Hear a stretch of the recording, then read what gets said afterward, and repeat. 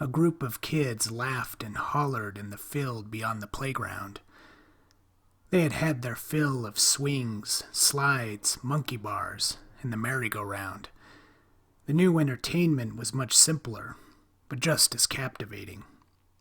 An anthill protruded from the middle of the field like a sun-dried pimple.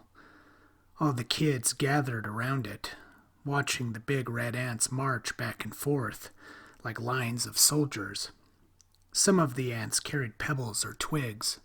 The weedy field contained lots of other interesting treasures. Little black roly-poly bugs were found under a pile of dry leaves. Occasionally a butterfly or two fluttered by in zigzagged flight. Most prolific was the buzzing and clicking of grasshoppers scattered throughout the expanse of field. The kids ran out and caught as many grasshoppers as they could. They were fascinated by the projectile bodies that blended in with the dirty yellow color of the ryegrass.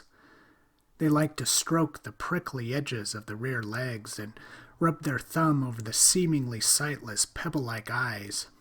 If they allowed their fingers to get caught in the strange, dangling mouthparts of the grasshopper, a greenish goo would gush forth onto the finger. Some of the kids thought this was funny. Some panicked and began frantically waving their hands to fling the grasshopper off. One girl calmly examined the grasshopper from the head to the edge of its folded wings like the patient work of a scientist. One boy, the loudest of the kids, the one many considered the class clown, hooted and hollered with a whole new game for them to play. He liked to tear the rear legs off, hopper legs, as he called them, and drop the disabled grasshopper in the ant pile. Other kids gathered around. Some gasped, eyes wide with wonder. Some giggled. The girl who examined the insects with near scientific care protested that what they were doing was very mean. The other kids didn't hear her. They were far too engrossed by the show of systematic destruction taking place. Platoons of ants converged on the helpless, squirming grasshopper.